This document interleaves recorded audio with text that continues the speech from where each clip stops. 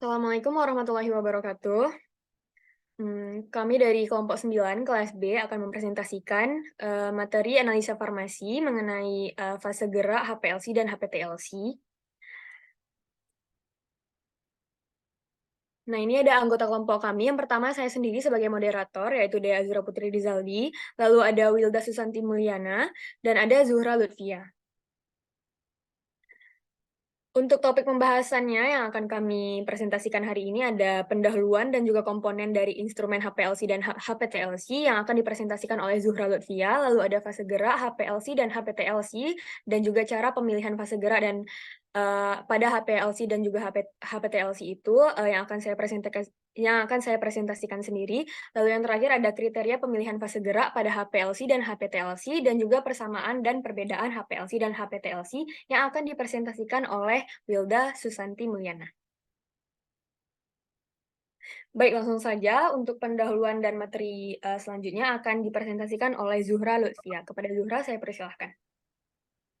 Baiklah, saya akan mempresentasikan tentang pendahuluan. Next.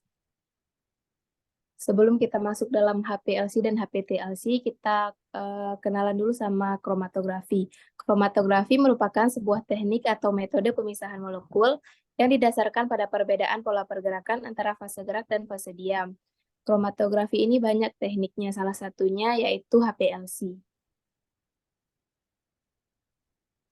HPLC ini merupakan High Performance Liquid Chromatography, yang merupakan salah satu teknik kromatografi zat cair dengan tekanan tinggi. HPLC merupakan instrumen yang digunakan untuk teknik analisis pemisahan secara kualitatif.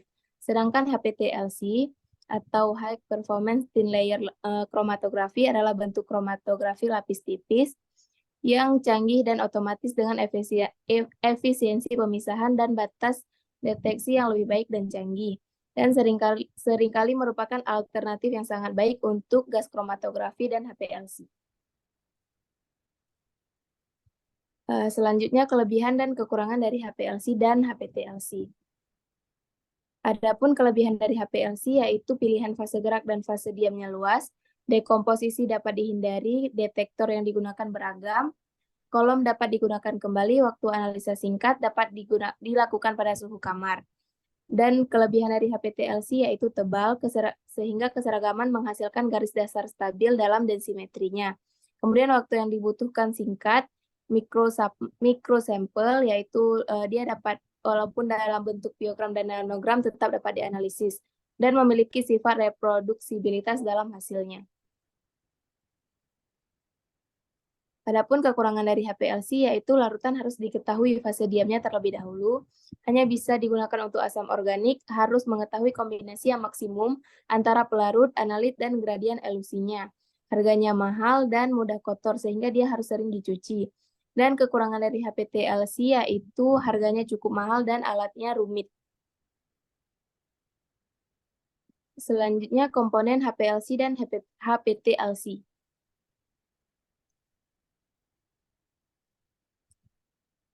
Adapun komponen dari HPLC yaitu yang pertama ada solvent, kemudian ada pump, ada injektor sampel, ada HPLC kolom, detektor, dan data akuistik.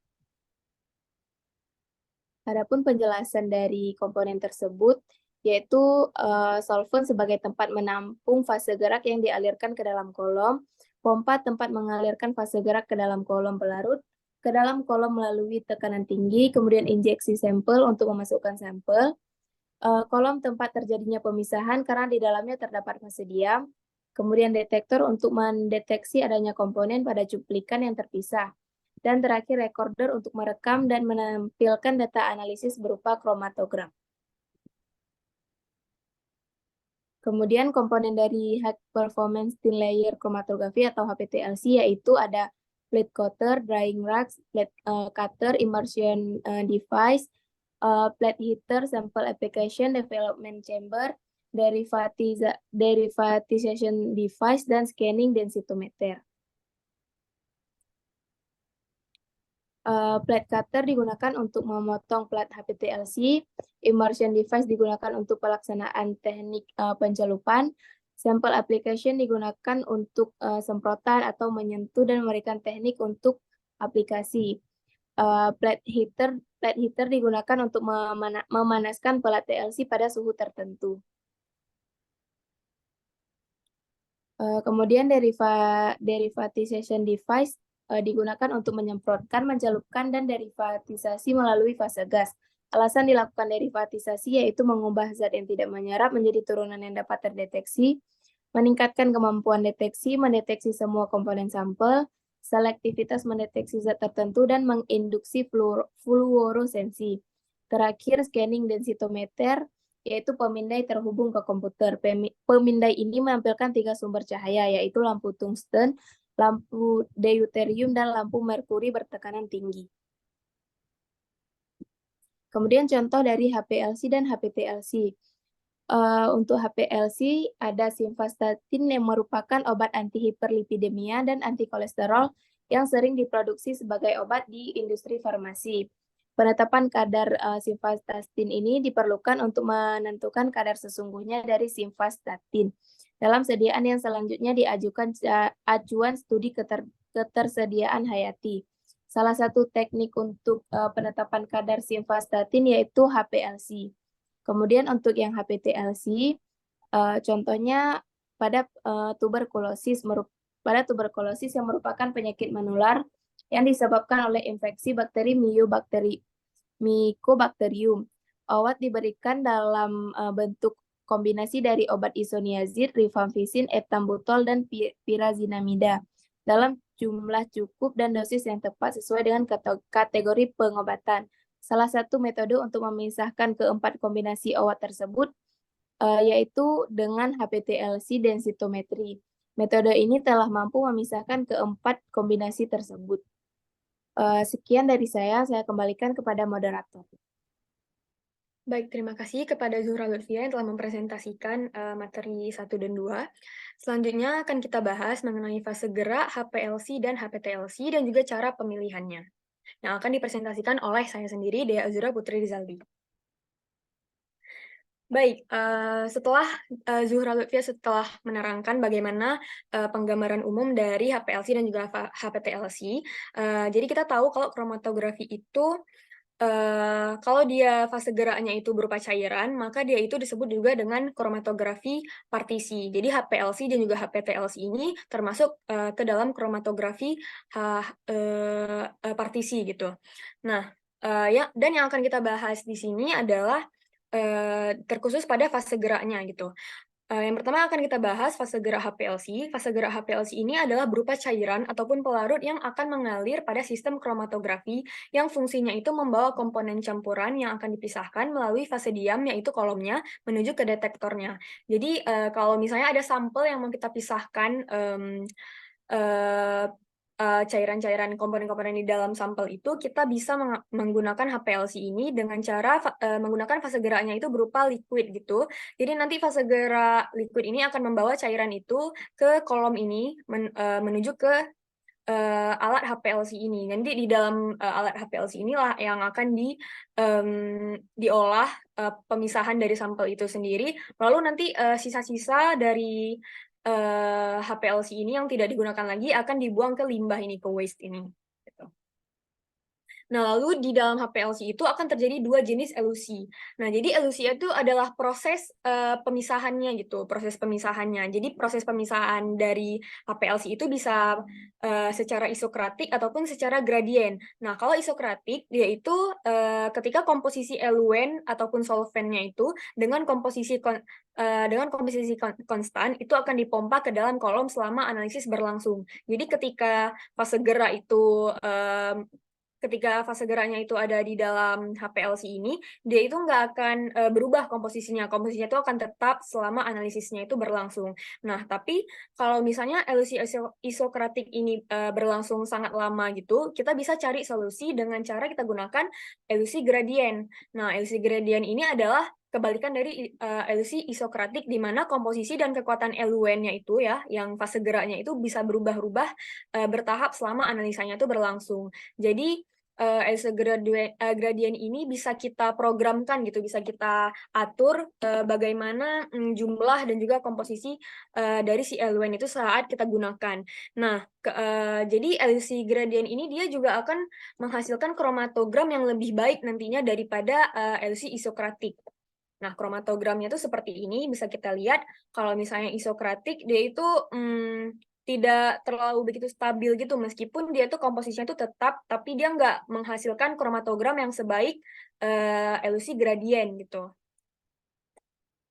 Nah, lalu beberapa cairan yang bisa kita gunakan sebagai fase gerak itu bergantung dari sampel yang mau analit ya, analit ataupun sampel yang bisa yang mau kita pisahkan. Nah, fase-fase geraknya itu, cairannya itu yang mau kita pilih itu bisa berupa kloroform, benzen, air, atau etanol, ataupun butanol gitu. Nah, jadi kita memilih fase gerak ini berdasarkan bagaimana sifat polaritasnya gitu. Dan kita tuh bisa pakai acuan itu dengan menggunakan indeks polaritas ini, polaritas indeks ini. Jadi bisa kita lihat dari tabelnya ini, kalau dia semakin ke bawah, semakin besar nilainya, maka dia itu akan semakin polar gitu. Jadi fase gerak ini akan kita pilih tergantung bagaimana nanti sifat fase diam dan juga analit yang mau kita gunakan gitu. Nah, lalu ada dua jenis analisa dalam HPLC, yaitu ada normal phase dan juga reverse phase. Nah, kalau normal phase, dia itu ketika fase geraknya itu bersifat non-polar, karena kolomnya ini sifatnya itu polar gitu. Jadi yang biru-biru ini sifatnya itu polar. Ketika kolomnya itu polar, kita akan menggunakan fase geraknya itu yang sifatnya non-polar. Nah, kalau reverse phase, kita menggunakan fase geraknya itu polar karena kolomnya itu bersifat non-polar gitu. Jadi ketika kolomnya itu bersifat non-polar, kita akan menggunakan fase geraknya itu yang polar. Nah, ini ada catatan, kalau kita mau menggunakan pelarut ya, kita harus menggunakan pelarut yang disetujui dengan penggunaannya itu untuk HPLC.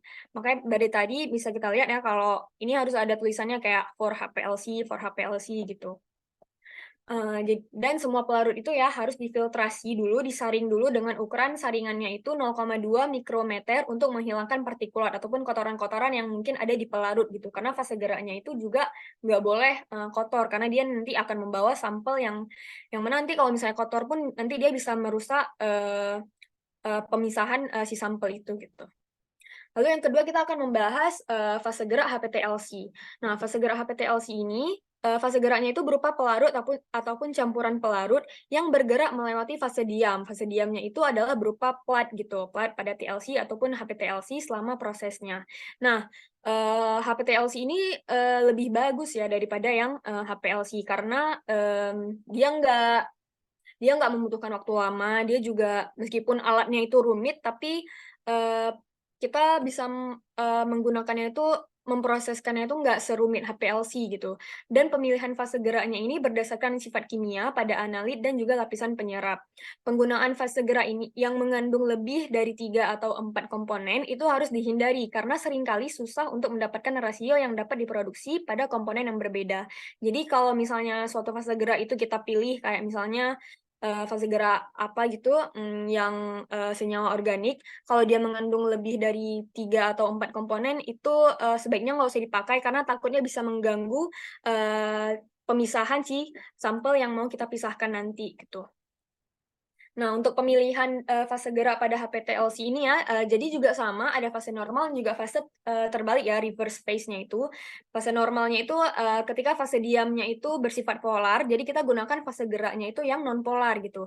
Jadi senyawa non-polar ini nanti ketika dielusikan ya, ketika dipisahkan, dia itu senyawa non-polarnya itu akan terpisah yang paling pertama gitu, karena rendahnya ketertarikan dia ya, afinitas dia itu dengan fase diamnya. Karena kan kalau senyawa nonpolar yang kita gunakan sebagai fase gerak, sedangkan fase diamnya itu adalah polar, dia nggak akan memiliki ketertarikan gitu satu sama lain. Makanya nanti dia akan terpisah duluan gitu. Nah, sedangkan senyawa polarnya itu akan tertahan di dalam fase diam ini karena sama-sama polar gitu kan. Karena tingginya afinitas ketertarikan dia itu dengan fase diam. Nah, sedangkan fase terbalik yaitu kebalikan dari fase normal, di mana fase diamnya itu kita gunakan yang sifatnya itu non-polar, sedangkan fase geraknya itu kita gunakan yang sifatnya itu polar. Jadi nanti senyawa polar polar, fase geraknya itu polar, dia itu akan dipisahkan pertama gitu, dielusikan pertama karena rendahnya afinitas dia itu terhadap fase diam gitu. Dan senyawa nonpolar, karena fase diamnya itu nonpolar, maka dia akan tertahan karena mereka saling berikatan satu sama lain. Afinitasnya itu kuat dengan fase diam gitu. Nah, untuk pemilihan pelarutnya juga sama. Jadi kita lihat dulu nanti bagaimana sifat polaritas analit dan juga fase diam yang akan kita gunakan gitu. Jadi kalau misalnya memang polar, berarti kita menggunakan fase fase gerak yang non polar gitu. Kita bisa menggunakan N-heksan atau kita kondisikan gitu. Bagaimana cara kita memilih fase geraknya. Baik, untuk presentasi dari saya sudah selesai. Dan sekarang untuk materi selanjutnya akan dipresentasikan oleh Wilda Susanti Mulyana. Kepada Wilda, saya persilahkan. Baik, terima kasih kepada moderator. Selanjutnya saya akan menjelaskan mengenai kriteria pemilihan fase gerak pada HPLC dan HPTLC. Next. Nah, yang pertama kita bahas dulu kriteria pemilihan fase gerak pada HPLC. Kita harus melihat viskositasnya.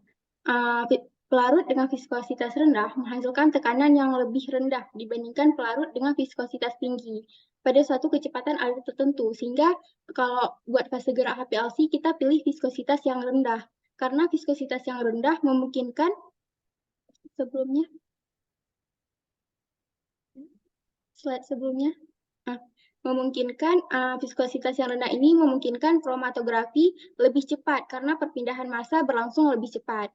Nah, kedua juga kita harus melihat transparansi terhadap UV, di mana jika kita menggunakan detektor UV, maka fase gerak harus transparan secara sempurna pada panjang gelombang yang digunakan.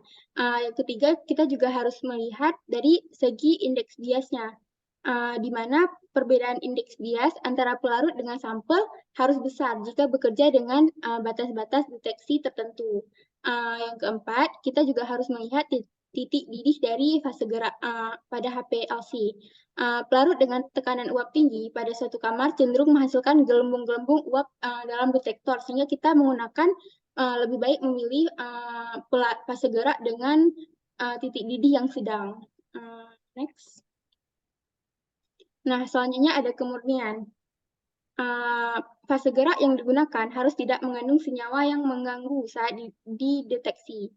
Juga tidak ada senyawa yang mengganggu elusi pada gradien yang digunakan untuk meningkatkan resolusi campuran yang kompleks, terutama jika sampel mempunyai kisaran polaritas yang luas. Fase gerak yang digunakan juga tidak boleh mengandung residu volatil dalam kasus pemisahan preparatif. Nah, yang keenam, fase gerak yang digunakan itu harus inert, di mana fase gerak itu yang dipilih harus tidak bereaksi sama sekali dengan campuran sampel.